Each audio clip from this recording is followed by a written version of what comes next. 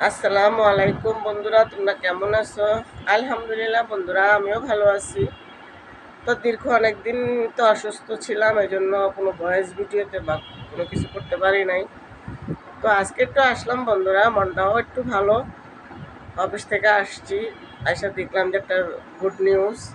সেটা হচ্ছে আমাদের আরব আমিরাতে যে অনেক লোকের 57 জন লোকের যাবজ্জীবন কারাদণ্ড হয়েছিল, এই কারণে আমাদের বাংলাদেশে যে স্বাধীন হলো, সমন্বয়কদের সাথে ছাত্রদের সাথে আমরাও একমত ছিলাম।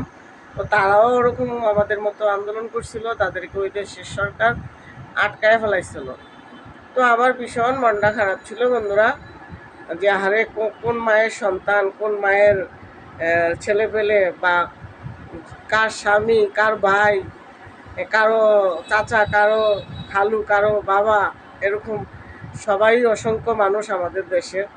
তো আমার শুনে বন্ধুরা এত খারাপ লাগছে, তারপর অনেক খারাপ লাগছে। আজকে যে খবরটা শুনছি আমি আর থাকতে পারি নাই, আমাকে একটা ভয়েস ভিডিও বানাই আমার ভাইদের জন্য। আমার প্রবাসে যারা আছেন সকল ভাই বোনেদেরকে আমার তরফ থেকে তো সালাম। তাদের জন্য আমি আলাদাভাবে দোয়া করি। তারা আমাদের জন্য এত কষ্ট করে বন্ধুরা, আমাদের জন্য এত অবহেলা পায়।